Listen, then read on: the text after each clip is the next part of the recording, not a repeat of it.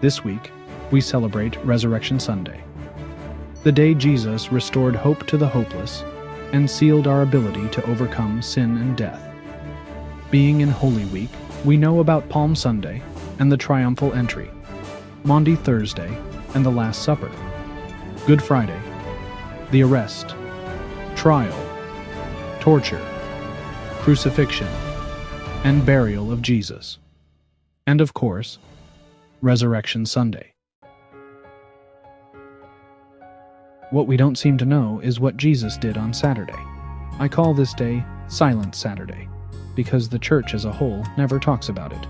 So let's see what happened on Saturday together. Jesus gave the religious scholars of the day this answer when they asked for a sign in Matthew chapter 12, verse 40. For as Jonah was 3 days and 3 nights in the belly of the great fish, so will the Son of Man be 3 days and 3 nights in the heart of the earth. This refers to Sheol, or the place of the dead. God made a promise not to leave the Messiah there, among the dead in Psalm 16:10. For you will not leave my soul in Sheol, nor will you allow your Holy One to see corruption. So, what is Sheol? Jesus gave a description of Sheol when he spoke about the rich man and Lazarus in Luke 11. Keep in mind, this Lazarus was not the Lazarus Jesus raised from the dead. Here, we find that Sheol consists of 2 separate chambers. One is called Hades. This is what most people refer to as hell, the place where people are tormented in flames. The other is Abraham's bosom, the place where the Old Testament saints, or those who trusted in the coming Messiah, went. This was a pleasant place. We see in Luke 11:26 that no one could cross the gulf between the 2 chambers. On Friday, Jesus descended to Sheol, where he stayed until Resurrection Sunday. Jesus paid the debt for all those who will ever accept his gift during his time in Hades. But because the wages of sin are death, Romans 6:23, and Jesus was sinless, death had no right to hold him. Jesus was able to cross the gulf, open the door in Abraham's bosom, and let the Old Testament saints out.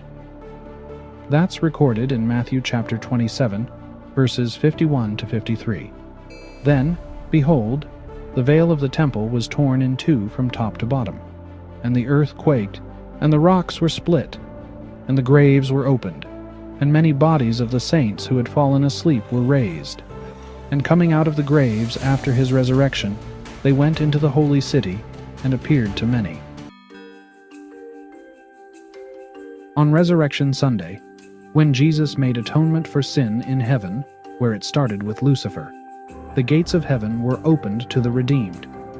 But until he ascended, the Old Testament saints were wandering Jerusalem. Saturday is no less important to our salvation than Friday or Sunday. We just don't have a cross or empty grave to point to.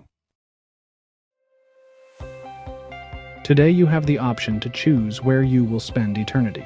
Jesus did all this so you could be with him for all time. You may be asking, if God loves me, why would he send me to a place like Hades or hell? The answer is simple, but unpopular in today's world. The answer is that God loves you so much that he did everything except force you to be with him. However, we have chosen time and time again to do things that disqualify us from going to heaven. The good news is the only disqualifying act that can't be undone is rejecting the sacrifice of Jesus. In other words, God loves you enough to let you choose where you want to go.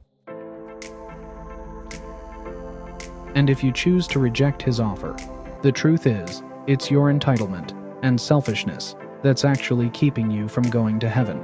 In that case, don't blame God, blame yourself.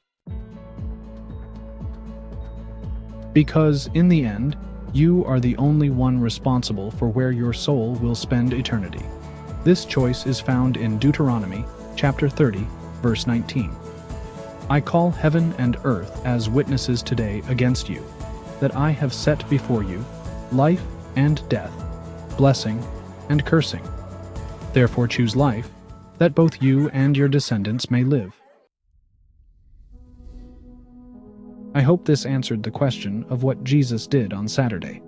A full message on the Last Supper through Resurrection Sunday and how you are saved because of it can be found on the Canton Covenant Group channel. Thank you, and have a blessed week.